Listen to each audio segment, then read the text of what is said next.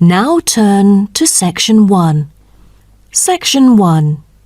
You will hear a telephone conversation between a teacher from the Art Centre and a female student's father about her art courses.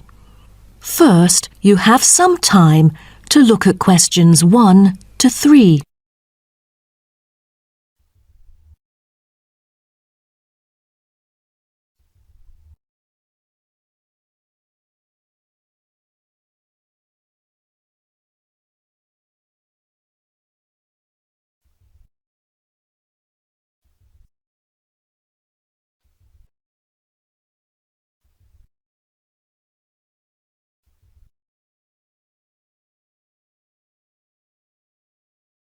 Now we shall begin. You should answer the questions as you listen, because you will not hear the recording a second time. Listen carefully and answer questions 1 to 3. Good afternoon. May I speak to Emma's parent? Afternoon. I'm her father. Who am I speaking to?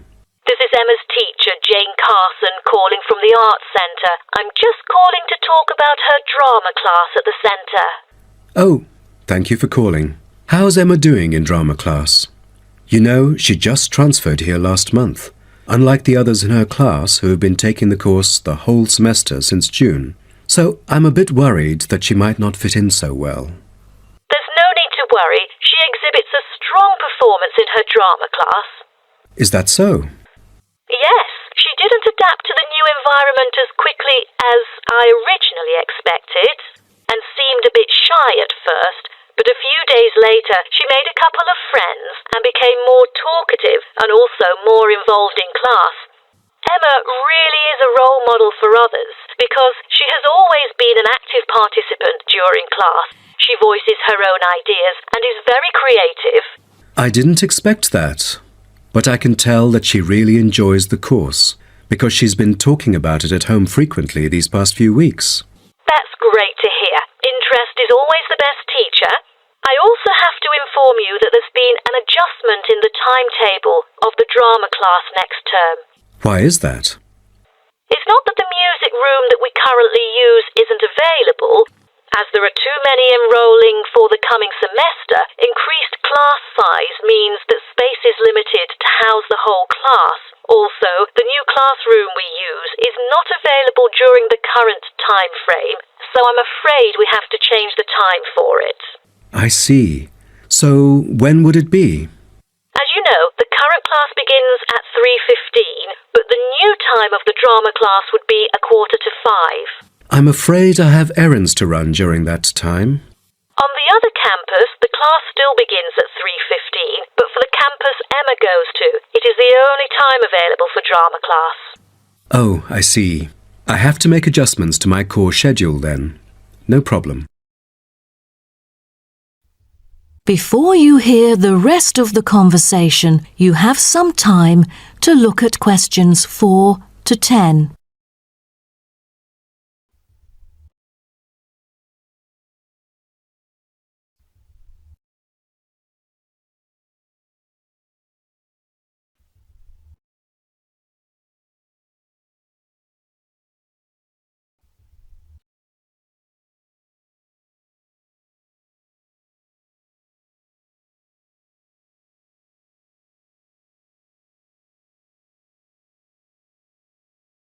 Now listen and answer questions 4 to 10. Miss Carson, I'm thinking about signing Emma up for another art course. I'm thinking about dance class. Dance class is a popular course here, a great choice for a child to shape up and have fun. But unfortunately, it is oversubscribed at the moment. I have to put you on the waiting list. That's too bad. What else can I choose from then? Could you give me some advice? Sure. Emma could take singing class as well. This would improve her musicality. Sounds good. When is that? It is held every Friday evening. That's too bad. Emma already has a swimming class earlier that evening. It will be too late for her to come home if she takes this course. There is also a vocal course available. Emma's got a great voice. I'm sure she'll stand out in the class. Tell me about it. The vocal course starts at 4:30 p.m. every Tuesday. It isn't fully booked yet. Great teacher, experienced and beloved by students. The price is a bit higher though. How much is it? It's $110. Oh, that's too much. Way over our budget. We have to cover the extra cost if we choose it. Or maybe Emma could take music class. What is it about? Learning about songs and musicals. Well, the students have the opportunity to play different instruments like the piano, drum and so on. They can also learn to write music under professional guidance. That's exactly what Emma is eager to learn. How much would it cost? It was $63 last term, but this term it is $85, $22 more than the original price. We can afford that. When does the course begin? The course starts on September the 7th. Can we start 1 week later, on September the 14th? My daughter will be on a trip to France with her mum on the 7th. No problem, and the teacher for the class is Jamal Curtis. Just contact him if you have any further questions regarding the course. Jamal Curtis? How do you spell Curtis? Oh, it's Curtis. Thank you. That is the end of section 1. You now have half a minute to check your answers.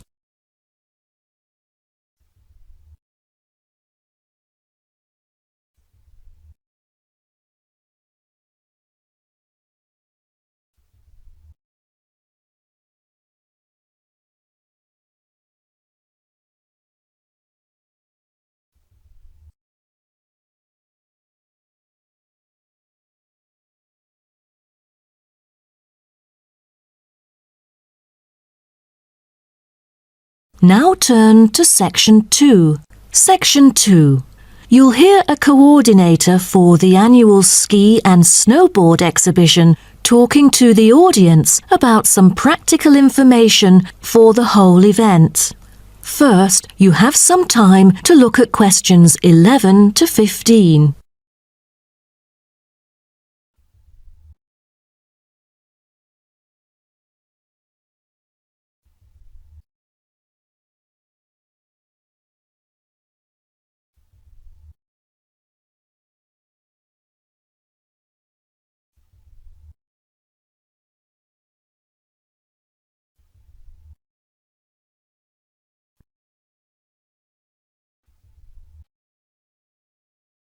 Now listen carefully and answer questions 11 to 15.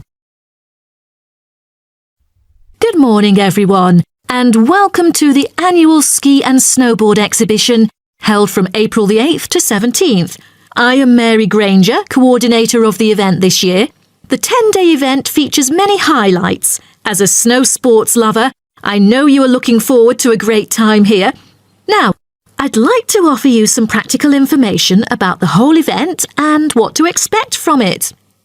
This might be the first time coming here for some of you, so for those who are still wondering about the right accommodation, I recommend Sky Hotel. It has its own health and sports clubs, just like most of the hotels here, but I love it because of its incredibly cosy beds, which guarantees good rest after an exhausting day of exploration. If you haven't brought your own equipment, like poles, boots and skis, they are available for purchase or rent at Ski Set or Snow Rental. The exhibition this year provides a colourful look into the history of skiing and an inspiring peek into the future prospects of the sport. Apart from the fascinating photo exhibitions and the most up-to-date skiing gear like always, this year we have added 4 computers which can imitate the process of skiing, ensuring the same physical activity and sensations that appear during the skiing process on downhill slopes. But I have to warn you that it might be quite time-consuming to line up for the free trial experience. Many have posed the question as to how to enter the skiing and snowboarding competition.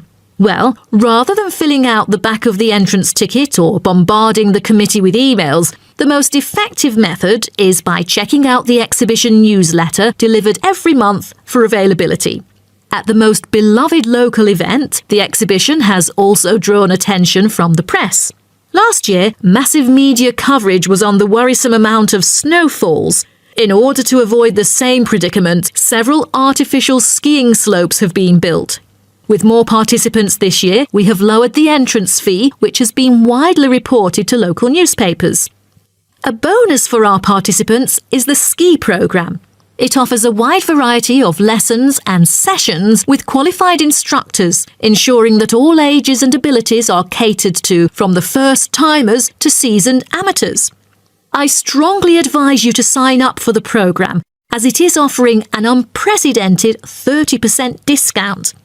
That's mainly because we are cooperating with the programme organiser, who promises affordable prices only for the participants of the festival this year. Before you hear the rest of the talk, you have some time to look at questions 16 to 20.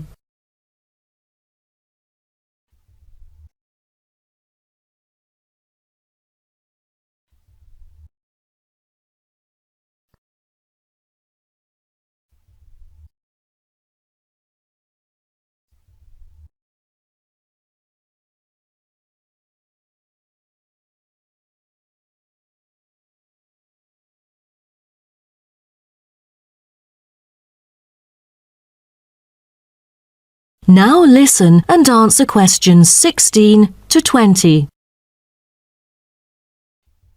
Now, I would like to introduce you to the list of presentations during the following week so that you can better plan your schedule. The first presenter, Simon, is one of our best ski instructors.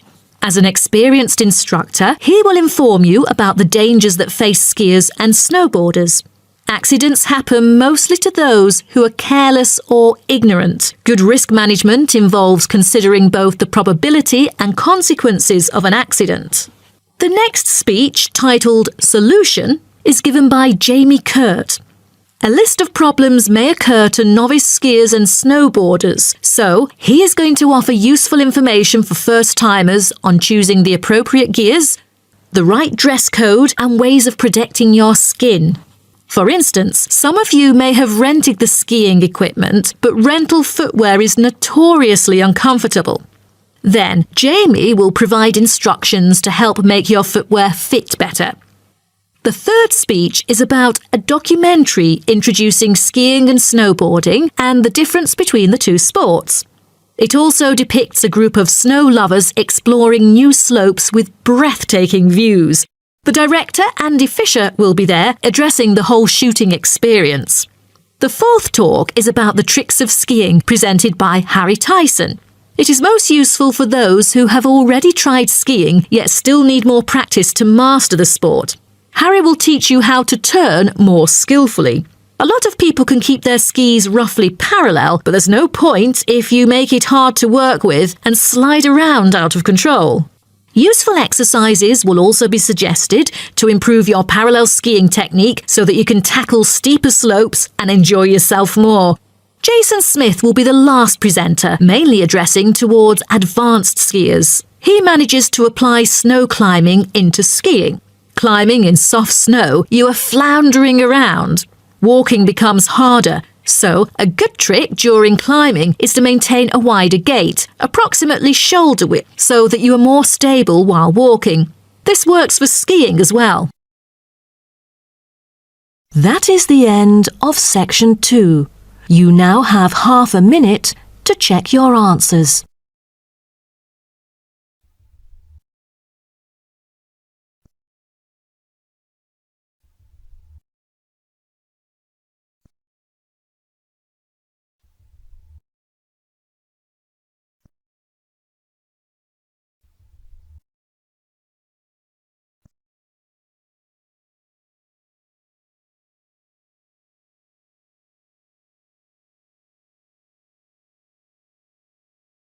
Now turn to section 3. Section 3. You will hear a student called Greg talking to his student about the study of the wind farm in Australia. First, you have some time to look at questions 21 to 25.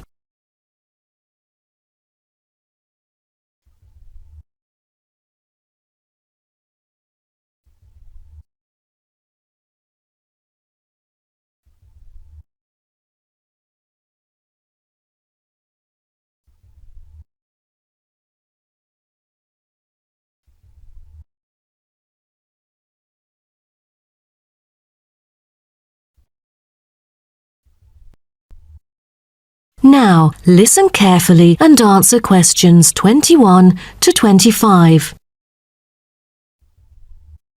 OK, Greg. So I finally managed to read the article you submitted, the one about the study of the wind farm in Australia. You did? Great! What did you think of it? Yeah, I was a little confused at first because of the background information you failed to present on the paper. I mean, it's kind of important for you to give some general knowledge before you start actually writing on the main theme. Oh, I was thinking of doing that during the presentation session. But now that you have mentioned it, I could add it to the beginning of the essay. I've done some research on that, to think about the different ways that people use wind. Wind is one of our cleanest and richest sources of power, as well as one of the oldest. Windmills began to be used in ancient Iran back in 7th century BC.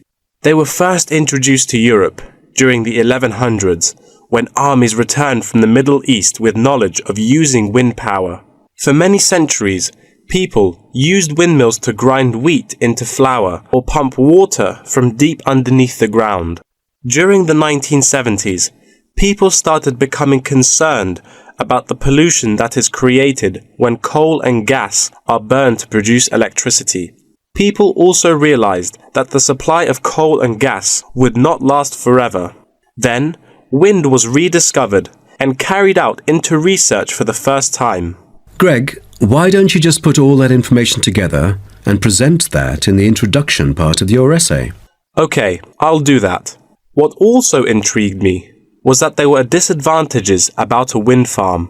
You see, all the conventional green scenarios for reducing carbon emissions include a dramatic upscaling in renewable power generated by wind, both on and offshore. However, the environmental impacts of this large-scale industrial deployment, both of turbines and power lines, frequently in relatively natural areas, are often neglected by climate campaigners. For example, wind turbines have the reputation of generating noise as well as electricity. So as more electricity is produced, they can be really noisy. Another thing is that some new turbine blades kill a worrying number of birds, especially large birds like raptors. But there must be a bright side, right? Yeah, of course. According to figures pulled together by consultants of the Intelligent Energy Systems using data from the Australian market operator, wind energy accounted for 50% of demand in the state. That's half of the power source. Besides, this one unexpected outcome really attracts lots of visitors and helps the local tourism. That's good to hear. Before you hear the rest of the talk, you have some time to look at questions 26 to 30.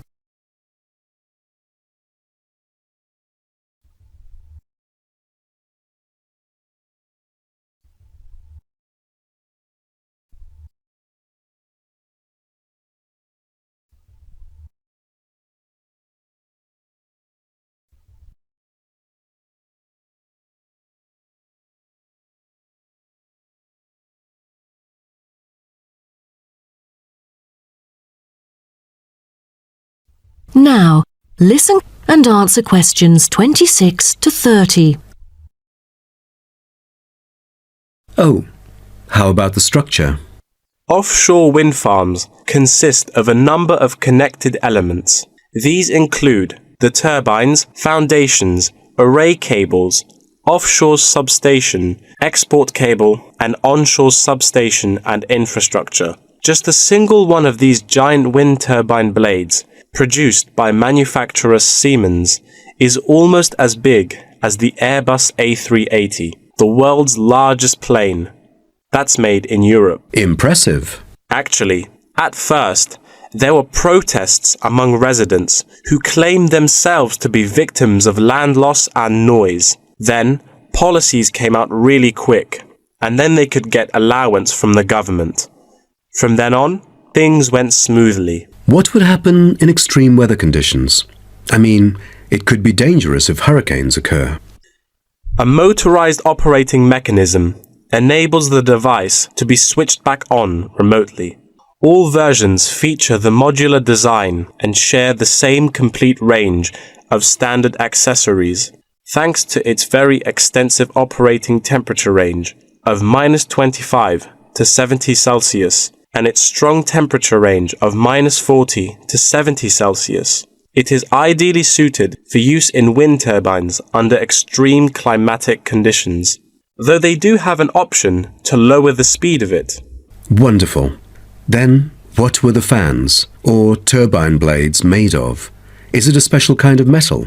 No, they were too heavy. Wind turbine blades must be strong, light, and capable of operating for decades without much, if any, maintenance. Fiberglass is one of the main components of many large-scale wind turbine blades. The material is used because it is lightweight, easily shaped, and not too expensive. Another material used to make longer turbine blades is timber. This material is too expensive to use amongst all the blades, but on the longer blades, it's used to help reinforce them because it is stiff and light. That is the end of section 3. You now have half a minute to check your answers.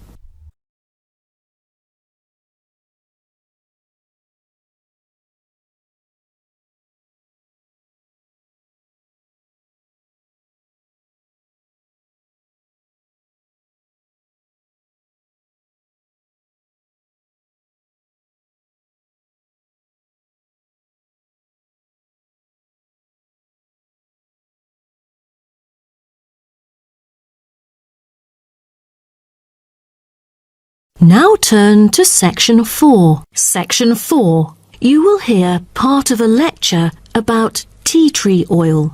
Now you have some time to look at questions 31 to 35.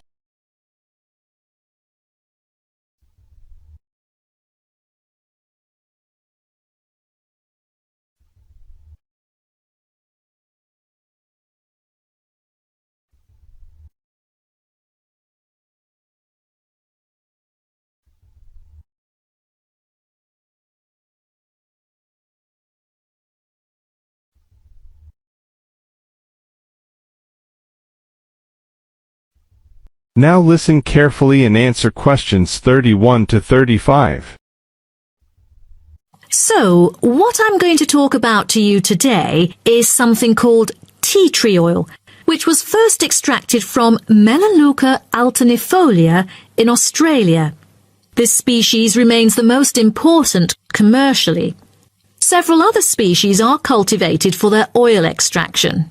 There is a very long history of tea tree oil's use in aromatherapy. Traditionally, Melaleuca alternifolia leaves were crushed and the oil was inhaled by the Aborigines of Australia for the treatment of coughs, colds and also for the treatment of wounds. For instance, they chewed the young leaves to alleviate headaches and took them to treat sore throats or skin ailments. The Aborigines world was discovered by Willem Janszoon, a Dutch explorer who was the first European to sail to Australia. In 1606, he reached the northern coast of Australia in his ship. Then several voyages of exploration followed in the first half of the 17th century. The Dutch found it a paradise on earth for man's well-being, with timber, stone and lime for building. There was also plenty of salt, and the coast was full of fish. Besides, they found the characteristics of the diet there because they happened to meet 10 naked black Aborigines having a meal in the open air. While the value of tea tree oil originated from Australia, it was gradually known and tested by the outsiders.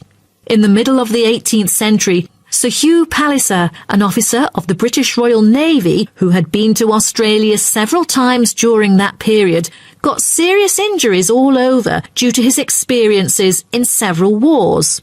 For more than the last 15 or 16 years of his life, he seldom laid down on a bed because of the constant pain in his leg. Then he tried tea tree oil, as it was said that tea tree oil could operate as a very powerful immunostimulant for pre- and post-surgical care. The use of the name tea tree, also called paper bark trees, probably originated from Captain James Cook's description he made soon after he had arrived at the coast of New South Wales in 1770. At the time, he witnessed some Aborigines of Australia using one of the shrub's leaves to make an infused drink in place of tea. In the 1920s, some human clinical research and the documentation of many benefits associated with tea tree oil were credited, which were made by Dr. Arthur Penfold, an Australian government chemist. He investigated the business potential of a number of native extracted oils, then reported that tea tree oil was promising as it exhibited powerful antiseptic properties. But after World War II, the entry of antibiotics declined the use of natural products in medicine, which had a negative effect on the production of tea tree oil.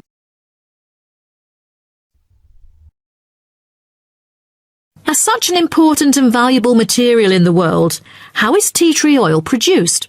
I think most of you are curious about this. Tea tree oil can be extracted in some different ways, but the most traditional way is steam distillation. Once harvested in winter, when the amount of required essence in oil meets the needs for production, the finely cut trees are transported to a steam distillation facility. The extraction is made by distilling the leaves in specially designed stainless steel stills, along with the stems, to yield pure oil. The water-filled boiler is heated and constantly monitored to maintain the correct temperature. Both the steam and oil evaporate and then condense as they run through a pipe into the collecting container where the oil floats to the lid, while the water, because of gravity, goes steadily out the lower exit pipe. At the end of the hour, the oil is siphoned off through the upper pipe, while the condensed steam floats through the lower pipe towards the ground. At the end of each distillation, all the spent plant material is hauled out of the still pot by hand with a short rake, piled onto a trailer and spread where required as a thick woody mulch. That is the end of section 4. You now have half a minute to check your answers.